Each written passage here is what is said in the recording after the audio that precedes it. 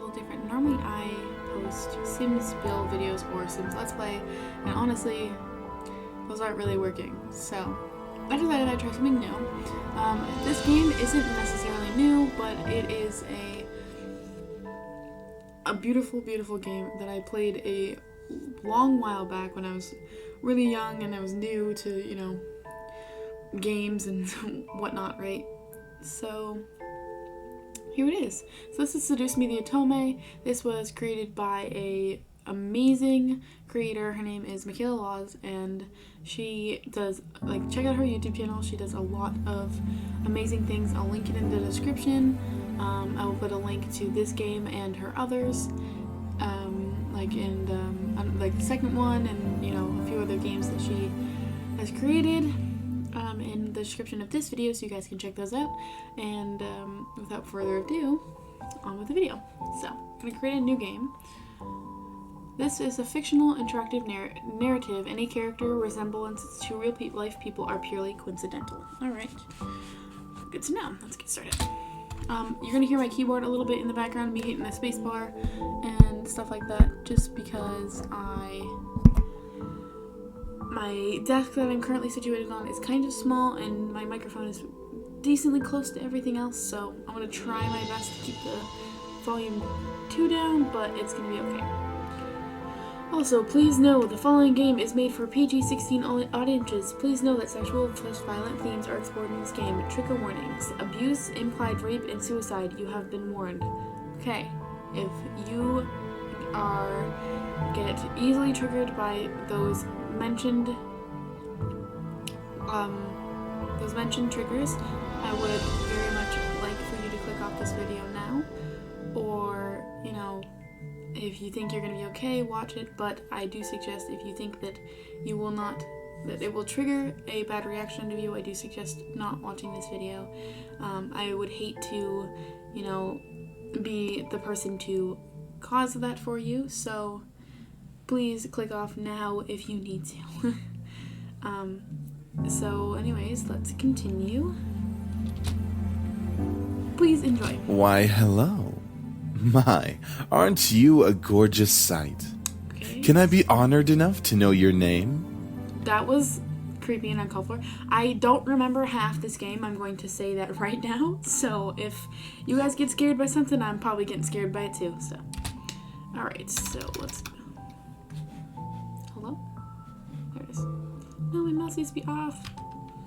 We'll go red. It's a bit laggy, but it's okay. A lovely name. For a lovely person like you. Wonderful. Okay, get some like creepy vibes off this. But it's Eric, okay. do your job. Eric, okay, Eric. Very well. This game was produced by Seraphim Entertainment under the direction of Michaela Laws and is powered by Ren'Py Visual Novel Engine. We truly hope you'll enjoy this story. I know I'll enjoy it since you'll be in it. Okay, now that we know your name is Eric, can you please take a step back? I don't even know who you are. Eric. Damn, okay, aggressive. Fine, fine. Farewell, my sweet. Okay. Somewhere. Oh, jeez. Oh, wow, okay. Come on! Is that all you got? I was unprepared. Wanna try me, asshole? Foul language. Oh, okay. Crap! Missed. Ha. You missed. Let's retreat for now. Oh, no. No kidding. Let's get out of here. That's right. You better run, you stupid punks! Stay out of our territory! Huh. Okay, so it's like a gang or what? Call it fate or call it coincidence. The moment of violence, that one moment of violence started a chain of events I will never forget. This formula, created in the 70s, is one of the most important in the field of financial theory. Are we in class right now?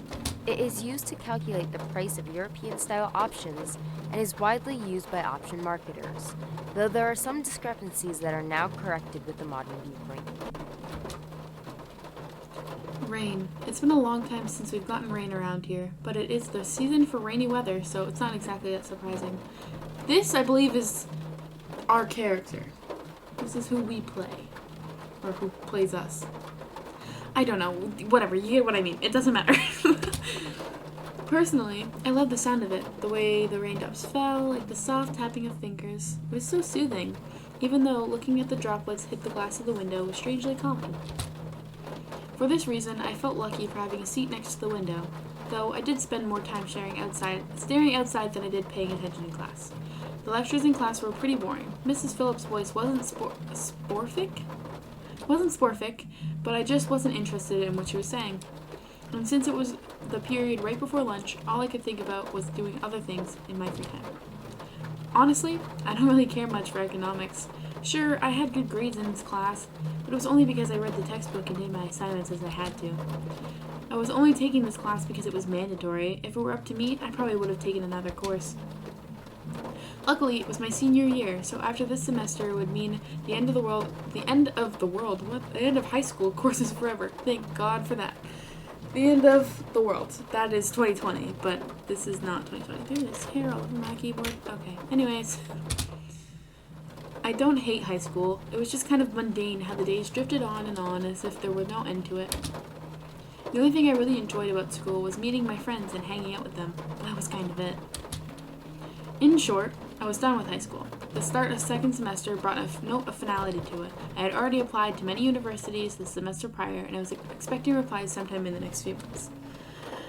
It seemed like a start of something new, something that would change. That is, if things could change. I stared at the faint outline of raindrops in the distance. For now, I was stuck in this class. Miss Anderson. Okay. Miss Phillips' raised voice interrupted my train of thought. Just when I was thinking about class, I quickly turned my head to face the teacher. Hopefully she didn't pick me just because she noticed that I was facing out.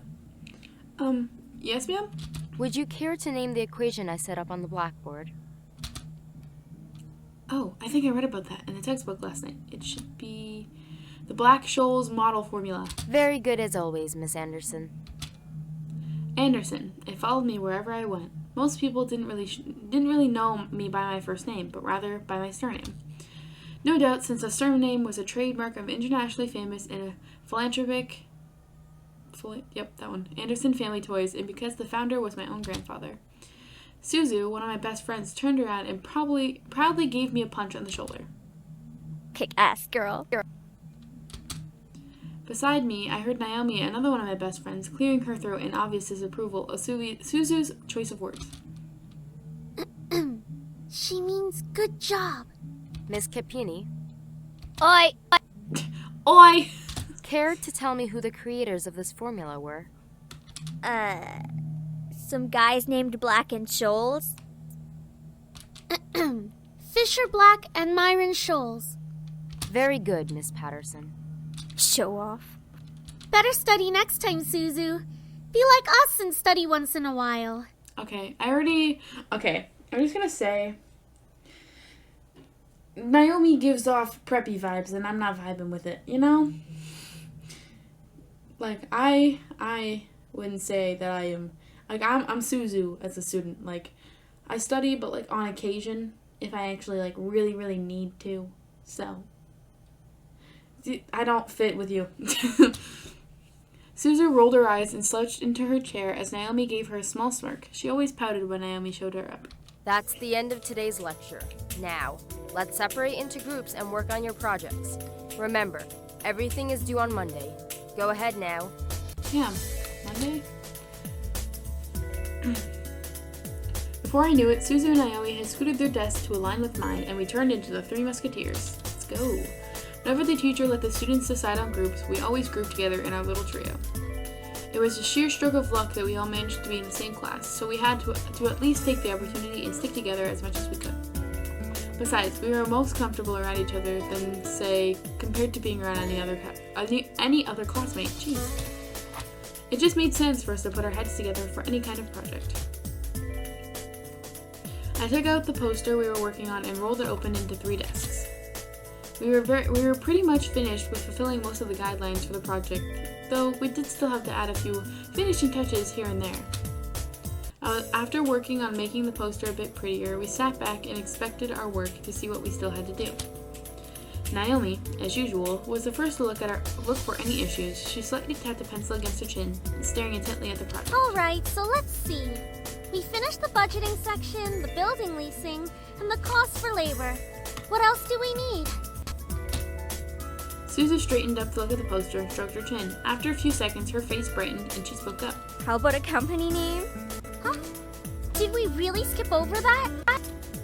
Of course we did. You always go straight into the logical statistics and stuff that you completely skip over the fact. We need a name for our project.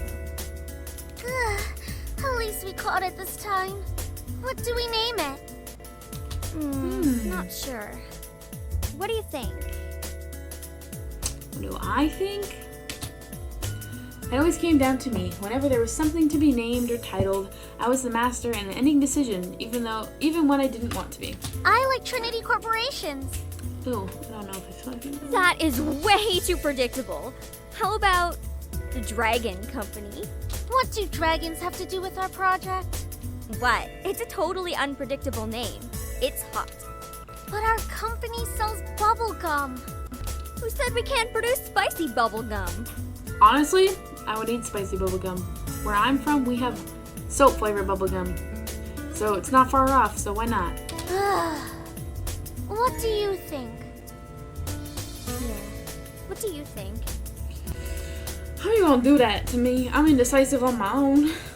Both of them looked at me expectingly, even though I wasn't quite sure myself. I didn't really want to choose sides, but if it were up to me, I would say I like Dragon Company. Trinity Corporation sounds just fine. Honestly, I think I'm gonna go with the Dragon Company because the spicy gum sounds appealing as heck. Let's go with the Dragon Company. Booyah! Dragon Company it is! Damn, okay, chill. Alright, now that we've decided on a name, now what? As we entered our name game, a giggle scrambled my thoughts. Lisette. Like a Lisette tape? Huh? Who is that? Ignore it. It's just Lisette. Lisette or Lucette? I don't know. Whatever. She sounds pretty irrelevant. Anyways, I looked over my shoulder to see her laughing with her circle of friends, mostly comprised of popular people that were particularly friends with everyone in the school. As a result, everyone in the school knew them. In the center of it all was Lisette White. She sat with a posture that indicated she was still working, but that she also was ready to casually chat about her day.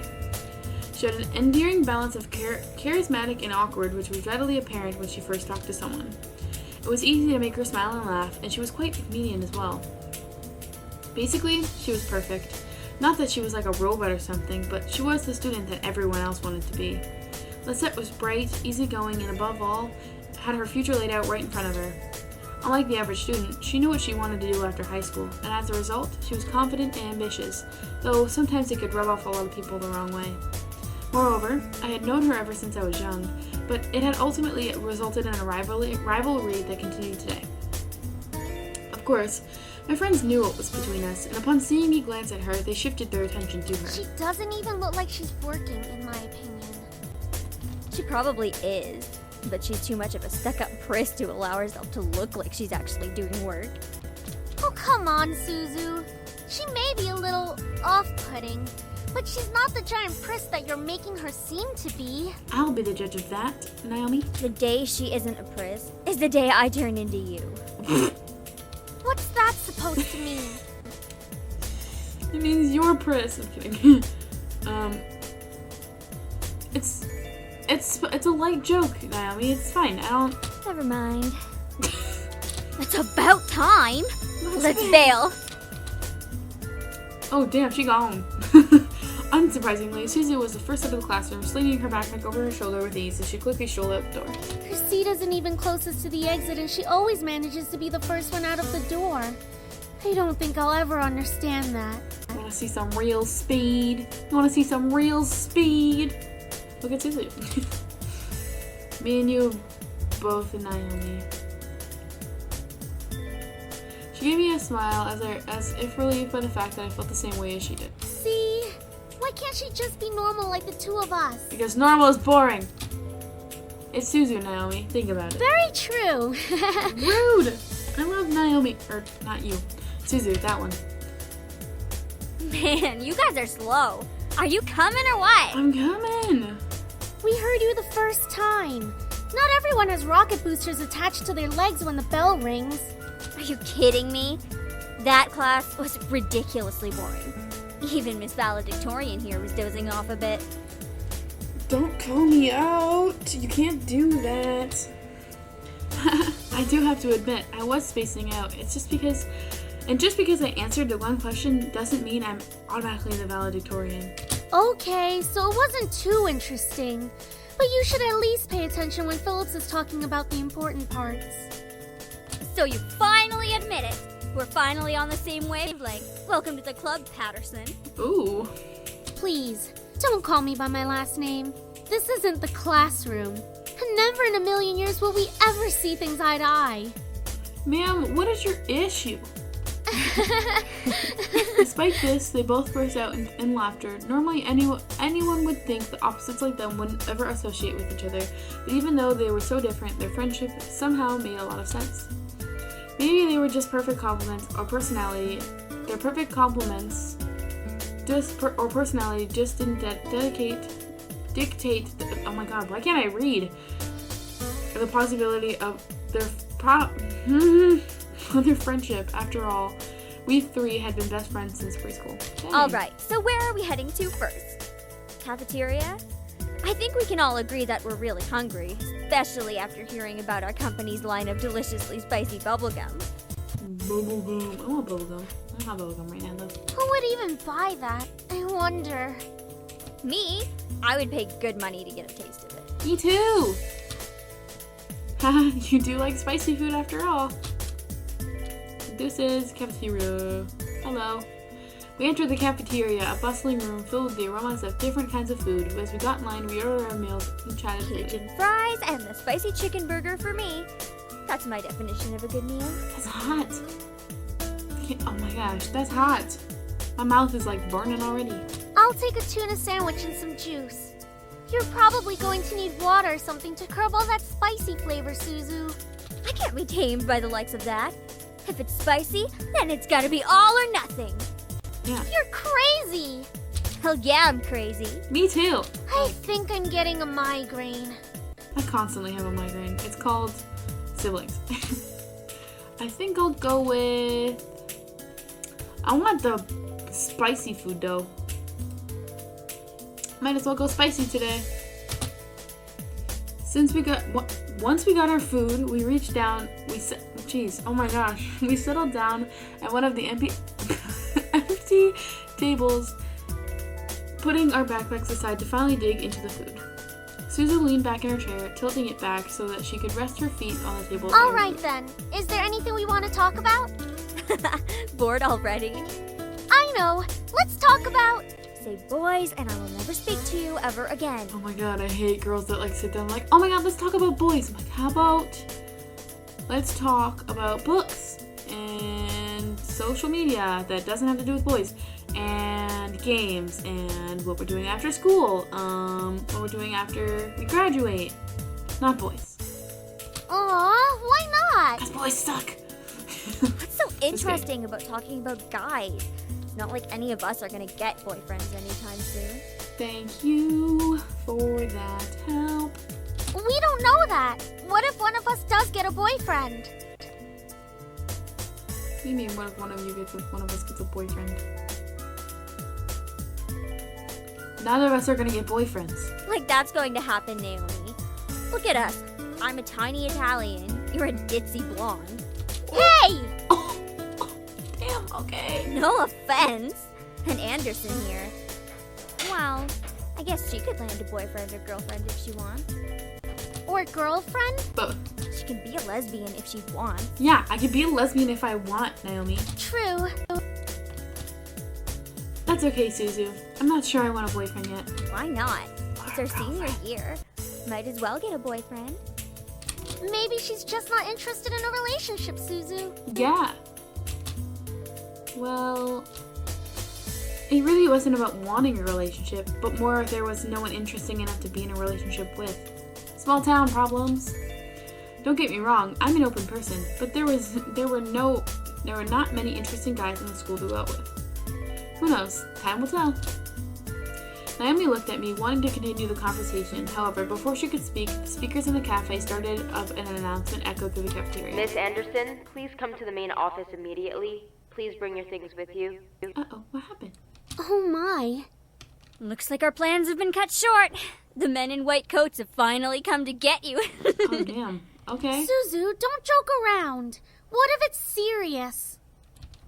Fine. If something happens, just call us. Okay. Funny enough, something did happen. Oh no, I don't know if I want to know. I don't know if I want to know. Do I want to know? And it was certainly no laughing matter. Uh-oh. Cold. It was really cold. Oh. The rain became heavier that afternoon, accompanied by rolling thunder. Now and then, the skies had turned dark, though I couldn't see any of it under the black umbrella. Oh no! Not that I was looking up. In fact, I was looking up was the exact opposite of what I wanted to do. I stared at the grass beneath my feet, unable to look up at the people weeping around me. All I could see was the damp grass underneath my feet. Only the monotone eulogies that floated through my ears reminded me that I was at a funeral. Aww! It was only when the speeches ended that I finally was able to raise my head. Harold Anderson, forever in our hearts. Aww. A small gathering of mostly made of relatives that I didn't even know were related to me were huddled around a simple small grave. For a while, all I heard was the sound of raindrops on umbrellas. If it weren't raining, everything would probably be in heavy silence. I looked beside me where my father was standing and holding up a large black umbrella for a small family of 3. His face was emotionless, a strange sight next to my weeping mother. I wondered what was going through his mind. After all, etched into the smooth gray tombstone before us was his father's name. My grandfather, the one who raised me like his own daughter, had passed away that day. The ceremony was small, only close family were allowed to come. Slowly, though, people began to leave, leaving my father, mother, and me behind at the grave. A man dressed in a clean black suit under the uniform black umbrella of the funeral attendees walked towards us, introducing himself as my grandfather's lawyer. He pulled out a few documents from his suitcase and began to read aloud his contents. And now, I shall read Harold Anderson's last will and testament. Only my parents and I were allowed to be present for my grandfather's will. It was under the strict request of his lawyer, and there was a reason why. And to my dearest granddaughter, I give my estate. All the furniture and decor that resides within the house shall also be given to my granddaughter. Damn.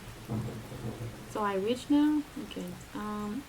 Not time for jokes, but this is how I cope with sadness. Jokes. What? I couldn't believe my ears. I had earned the family estate at 18? That was impossible, and yet it was written by my own grandfather's hand.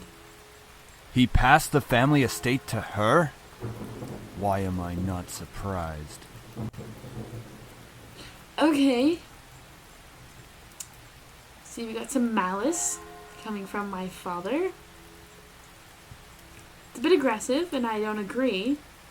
So if you would kindly step away and get off my back, that'd be great, Dad. Look like you'd definitely be a Slytherin. Dear. Oh, hi, Mother. Well, did he say anything about what will become of the CEO and chairman position of the Anderson Toys Company? No. It is presumed that the vice chairman will succeed the position. Even to the bitter end, he wouldn't give in. Oh, what a stubborn old man. Probably because you act like that. That's probably why he didn't say anything about it for you.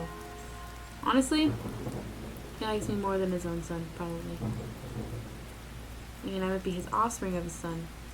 His son seems like a real dickhead, you know? Shaking his head, my father turned to my mother with a serious expression on his face. About the estate. Should we send her there to get used to the building? It'll be a good place for her to live after high school. Wow, just shipping me off. Nice. Thanks, Dad. Are you sure we should? Why not? This would be a good experience for her. Why are you so mad? Like, chill. Honey, what do you think? I wasn't really sure what to say. Why did my grandfather think that I was the appropriate heir to the mansion? Was I even ready to live on my own? Well, that seems to be it. We'll be taking our leave now. I'm sure the little heiress needs some time to adjust. Why are you so mad at me? I didn't do anything. David! Yeah, David. Okay, bye. Even though she raised her voice, my dad wordlessly began walking back to the car, disinterested. Don't mind him, honey. I think that your grandfather's passing really affected him. Why don't we get back home for now? Oh yeah, it's so... Really, AC? Or heat you have to turn on now? I think your grandfather's passing really affected him. I don't know how accurate that is, but no. You can go ahead. You can go ahead to the car, Mom. I think I need some time alone with Grandpa. Oh, of course. Take all the time you need. She gave me a quick hug and hurried after my dad. I looked around the funeral grounds, which was completely empty, save for the sullen-looking grave that was laid in front of me. I'm sure that if Grandpa were in charge of arranging all of this, it would have been much different. It was blatantly obvious that my dad was in charge of the whole event. Who else would bury their own family at the same day they pass away?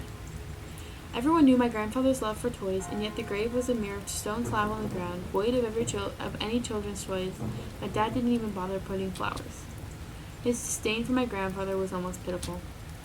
Sorry, Grandpa. I tried to force out some words, but the only thing that came out was a choked sob. You told me to stay strong, but right now, I'm the farthest from it. Like that one time, a long time ago.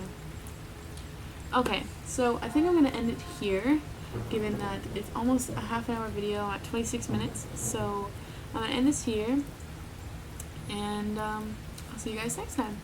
So have a good morning, afternoon, or night, wherever you are in the world, and I'll see you guys in the next video. Stay tuned.